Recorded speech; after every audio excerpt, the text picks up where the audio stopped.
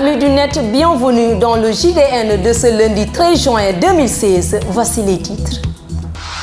L'Université catholique de l'Afrique de l'Ouest évalue son action au Sénégal. Une délégation rectorale séjourne à Ziguinchor pour constater la contribution de cette institution dans la formation universitaire en Casamance notamment.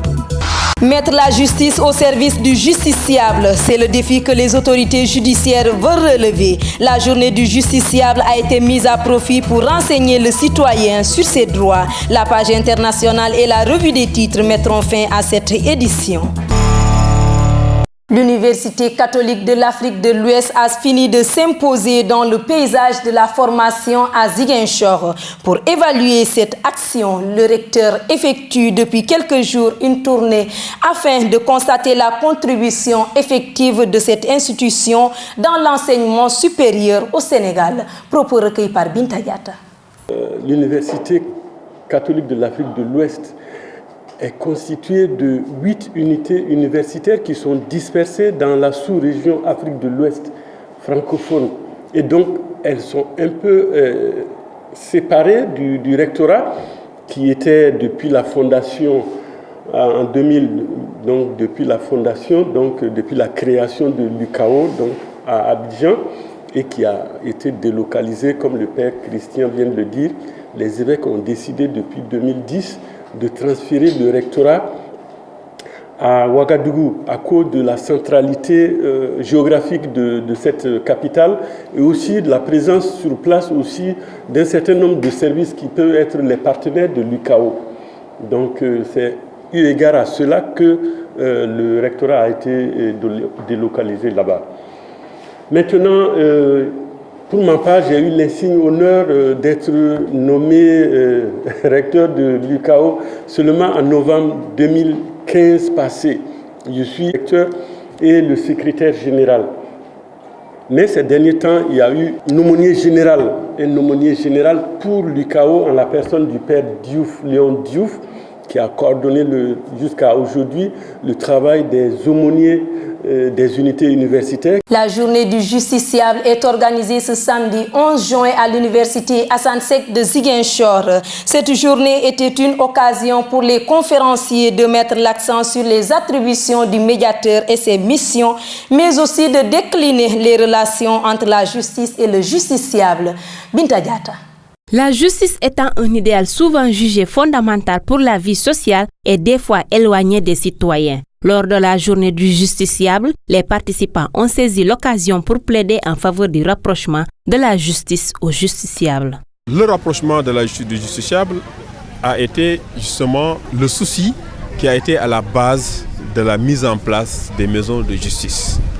On a vu que pour beaucoup de conflits, les protagonistes ne pouvaient pas aller devant le juge parce qu'ils n'avaient pas soit les moyens de payer les frais d'un procès, ou bien ils ne savaient pas par où passer pour arriver devant le juge.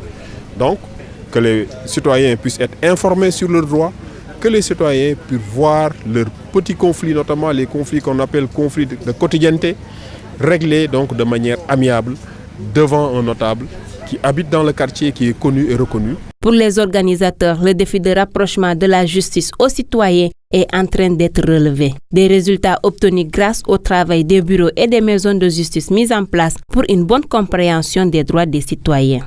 Nous avons comme objectif et finalité, et nous sommes en train de le réussir, jugeant à travers le nombre de dossiers soulignés tout à l'heure par le conseil technique.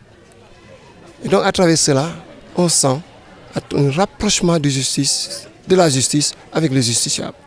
Le deuxième aspect, c'est le désengorgement, tant soit peu, des prétoires. Donc voilà un peu les objectifs que nous recherchons à travers l'organisation de cette importante manifestation.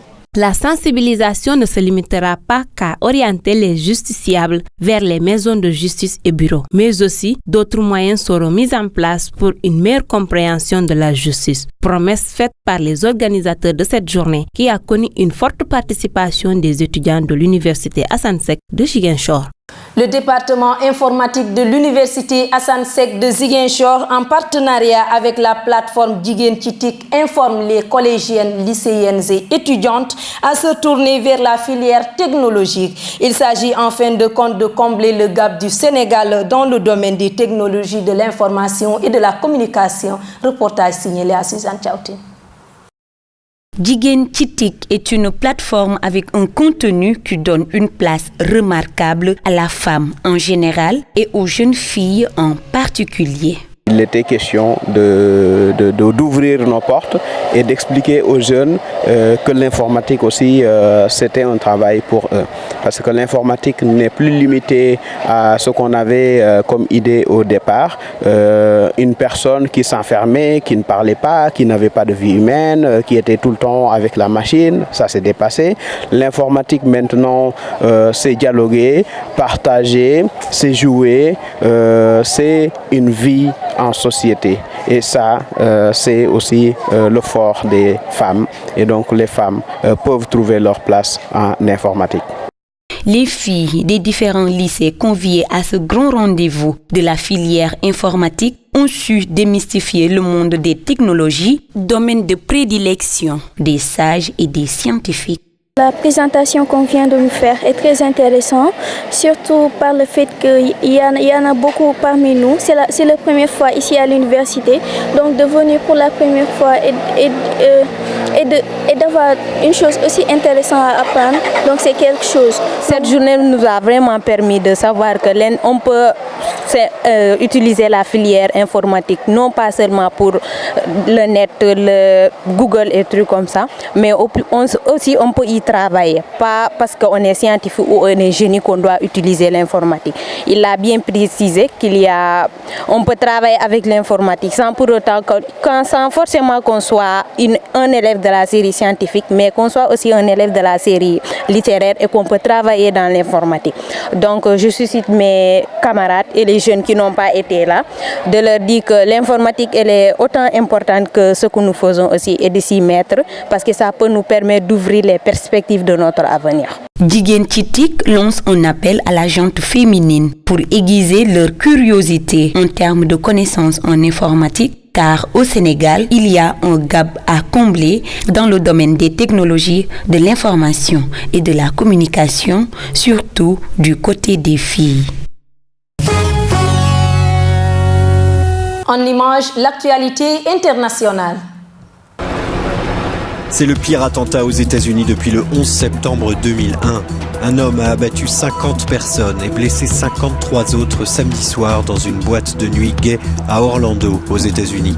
L'assaillant est entré dans l'établissement vers 2 h du matin, armé d'un fusil d'assaut et d'un pistolet semi-automatique. Il a fait feu sur la foule avant de prendre plusieurs personnes en otage. Vers 5 h, les unités spéciales de la police ont finalement investi la boîte de nuit en enfonçant l'une des issues avec une voiture bélier. Omar Mateen, le tireur, a été abattu. Le FBI a déclaré plus tard que Mateen avait téléphoné au numéro d'urgence de la police et déclaré allégeance au groupe État islamique, qui a revendiqué d'ailleurs l'attentat. Mais le tireur faisait-il vraiment partie de ce réseau? C'est ce que va essayer de découvrir le FBI, très vite mis en cause pour sa surveillance défaillante d'Omar Mateen, qui était connu des services de la police fédérale. Ce que l'on sait, c'est qu'il avait déjà par le passé déclaré sa haine des homosexuels.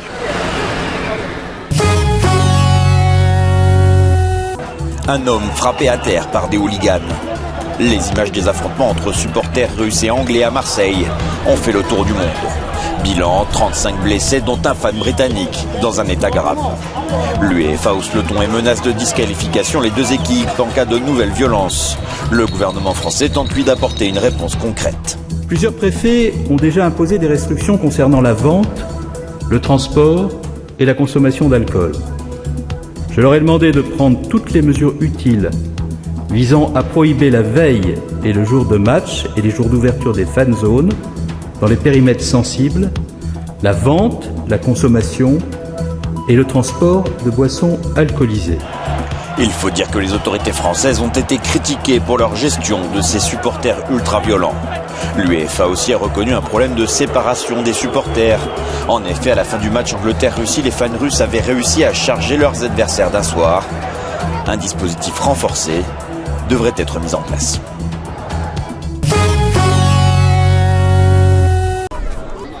Cinq jours après les attaques perpétrées par Boko Haram à Bosso, dans le sud-est du Niger, et qui a coûté la vie à 26 personnes, les populations de Niamey sont inquiètes face à la situation actuelle. Une situation d'autant plus préoccupante du fait de l'insécurité dans les pays frontaliers.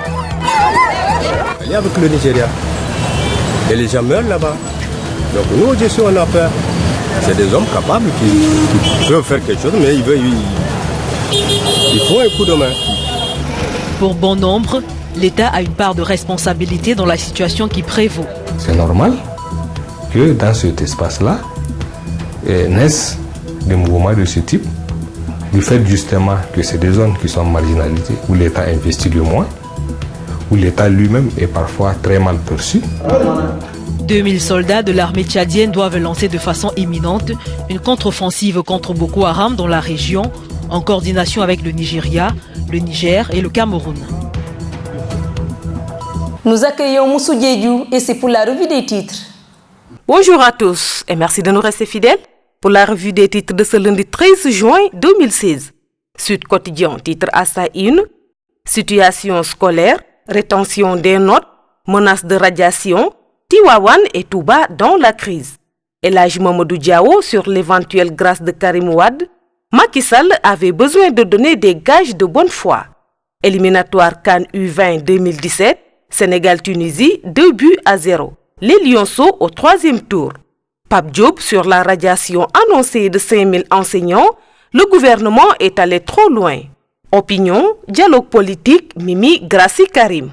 À la une du Populaire, Maître Djibril War de l'APR sur la reddition des comptes, ils ont trompé Macky. Des esprits haineux et revanchards ont trompé le président pour assouvir leur vengeance. L'Assemblée nationale pourrait voter une loi d'abrogation de la CREI avec effet rétroactif et au besoin, une loi d'amnistie. Qu'on reconnaisse au PDS à son chef son droit de choix du président de son groupe parlementaire. Fin de la crise dans le secteur de l'éducation. Après Tivaouane, les enseignants capitulent à Touba. C'est vers 1h du matin chez Serigne Bass Abdou Khadr que Dianté et Abdoulaye Ndoye, accompagnés du médiateur de la République, ont mis fin à leur mouvement. Al-Amin mène la médiation entre le gouvernement et le grand cadre. En pleine séance de discussion, le porte-parole des Tidjanes câble Macky qui accepte de recevoir les syndicalistes. Ramadan au Jolof, les jeûneurs face à la hausse des prix et à une chaleur torride. Stade le quotidien du sport titre à sa une, Euro 2016, Espagne, République tchèque ce lundi, le champion en titre en piste. CAN U20, éliminatoire 2e tour retour, le Sénégal dompte encore la Tunisie. Ligue 1, 25e et avant-dernière journée, Gorée en tête, Ngor relégué en Ligue 2.